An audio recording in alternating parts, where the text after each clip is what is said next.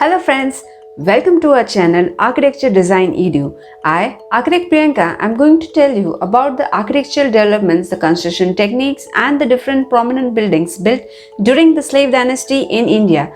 So keep watching the video till the end to know more about it. So, slave dynasty was founded by Qutbuddin Aibak, who was a general of Muhammad Ghori and one of the first of the Delhi Sultanates. If we call the Delhi Sultanates, it refers to 5 distinct sultanates, which are the Mamluk dynasty, also referred as a slave. Then comes in the Khilji dynasty, then the Tughlaq dynasty from 1320 to 1414, then Sayyid dynasty from 1414 to 1451, and lastly the Lodi dynasty from 1451 to 1526. Geographically, the map of slave dynasty, we can find that the territories included the parts of current Afghanistan, Pakistan, India, Bangladesh and Nepal. The main architectural developments were by Qutbuddin Aibak and Iltutmish, and the prominent architectural projects can be classified into 3 types, the first being the mosque, then comes in the tombs and then the minaret. In the mosque, the prominent ones are the Quwat al-Islam Mosque at Delhi, then comes in the Adhai Dinkar Jhopra at Ajmer. Amongst the tomb, the Sultan Ghari tomb is the oldest tomb in India, and then comes in the Iltutmish tomb, again in the Qutub complex at Delhi, and then comes in the Balban's tomb. And minaret is the Qutub Minar, which is the famous one, and this is a part of slave dynasty. Now first let's talk about the Quwat al-Islam Mosque, which is located in the Qutub complex at Delhi. So Qutbuddin Aibak, a slave of Muhammad Ghori, after being appointed as the governor after North India came under the slave dynasty, declared himself independent of Ghori's supremacy and chose Kilara Pitora as the capital. He decided to build a mosque, that is a place of worship. So Quwat al-Islam Mosque is the earliest surviving mosque in India, so earliest extant mosque in India. And the forces consisted of soldiers, generals and warriors, and not artisans and builders, and it had to be built in a short time. So they had to collaborate with the Indian local builders and artisans, and then the soldiers, generals explained the basic concept of mosque design to the Indian builders and artisans, as the time was very short. The concept of the mosque design consists of an open-to-sky court, which is surrounded by cloisters on the 3 sides and the prayer hall towards the west direction. And the prayer hall has a Qibla wall, which has the mihrab, which faces the west, that is the direction of the Mecca. And the entry is through the entrance porch, which is from the eastern direction. And mainly there might be one entry or many entries, so that is it. And arch and the domes are the prominent dominant elements which you can find in a mosque. So the basic concept was quite simple for the soldiers and the warriors to explain to the Indian craftsmen and get it done. So you can find that there are these 2 dominant Islamic building elements, domes and arches. They were made using whatever construction techniques the Indian builders were knowing. So the Indian builders were knowing the tribated system, that is the post and the lintel system. So they made use of this system and came up with the domes and arches. So these elements were very new for them, so they were not knowing how to come up with a dome and an arch. So the domes and arches were made using the cobbling technique. So the Quwat al-Islam Mosque is built by dismantling and reassembling the building materials from 27 Hindu and Jain temples, as is mentioned in the inscription on the eastern gate. So the temple had the post and lintel system without mortar, so it was very easy for the columns and pillars to be procured, and they were not very much damaged during this process.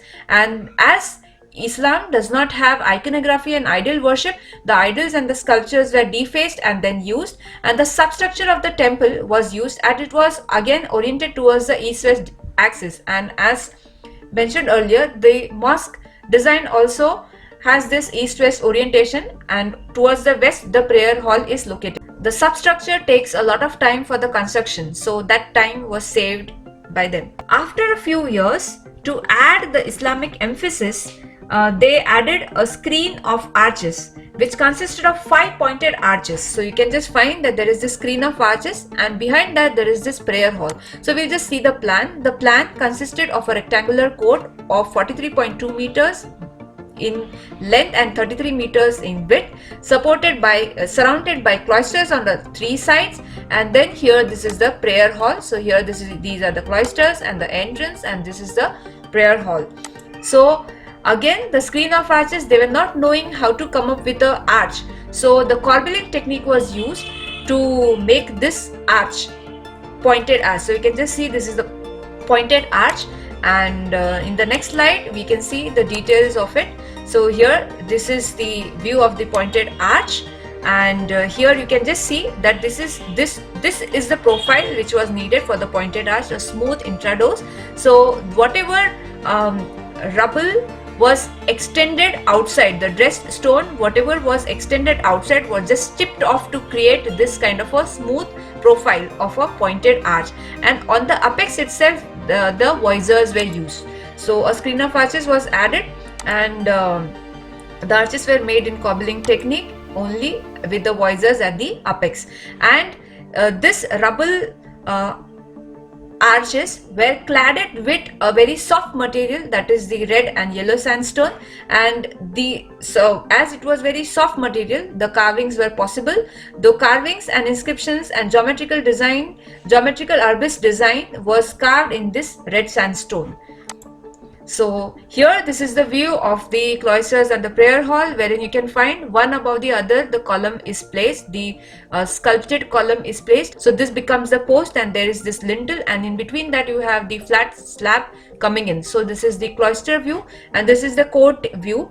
Here you can find the Qutub Minar at the backdrop, and here you can find the corbelled shallow domes being done. From the outside you can find that it is just smoothly plastered from outside. So this was the technique used in the mosque design. Probably to celebrate the appointment as a governor, Qutbuddin Aibak laid the foundations of a tower which were destined to a height of 72.5 meters. So it was the tallest tower in the world made in stone. So it was built by Qutbuddin Aibak, started by Qutbuddin Aibak, but it was completed by many other rulers as well.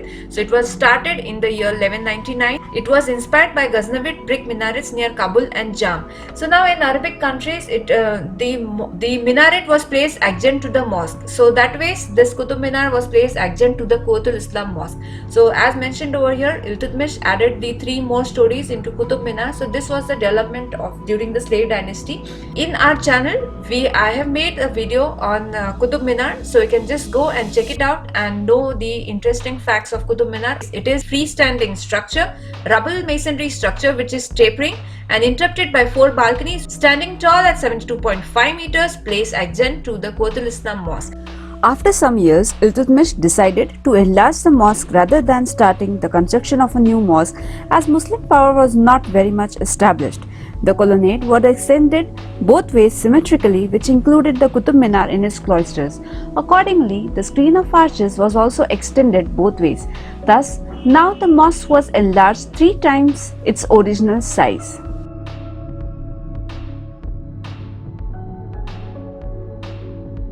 Then comes in a very prominent example, that is the Adhai Din Ka Jhopra, which is at Ajmer. On the remains of the Jain monastery, it incorporated the same techniques as seen in Quwwatul Islam mosque of dismantling the surrounding temples and using the ready-made lintels and posts to make into a mosque. It has a raised platform, as you can see over here, and it is approached by a flight of steps, and which consists of an open to sky courtyard. So here you can find this open to sky courtyard which is surrounded by cloisters on all the 3 sides, and then there is a prayer hall which is oriented towards the west direction, and it also has this screen of arches which was added later on. And here we can also find that the entrance is from the east side, which is approached with a wide flight of steps and many flight of steps. Mosque has been raised on a high platform. The sanctuary, that is the prayer hall, consists of 3 pillars, 1, 2 and 3, which were placed one above the other to create a triple heighted space. And you can just see how the corbelled dome sits onto this network of the lintels over here, right? And the corbel dome technique was known to Indian builders because we can see these corbel domes in the Jain sanctuaries. So this is the view of the screen of arch, which hides the prayer hall behind it. And this screen of arches consists of 7 arches, 7 corbelled arches, as I mentioned earlier in the Kotul Islam Mosque. Here also the arches were made using the corbelling technique because they were not knowing how to come up with a true arch that time, true pointed arch. It hides the prayer hall, and the side arches are multifoiled arches. So here you can find 2 multifoiled arches on one side, 2 multifoiled arches on the other side. And these multifoiled arches later on by Shah Jahan, specifically in Mughal era, were very well used into his buildings, into buildings which were designed during Shah Jahan's reign. So you can find the forerunner of the multifoiled arches over here, and then you can just see the first one is the pointed one, and then on the either side multifoiled arches, 2 here, and the last one also being the pointed arch. So here you can find that the Indian builder, as he was skeptical, Hindu builder was skeptical about newly introduced element of arch. He was not knowing as to whether the arch would be able to take the load of the above structure. So he added a heavy lintel along with the arch at the entrance gateway. So you can just find that there is this heavy lintel added along the entrance gateway. So there is this conceptual sketch of that as well.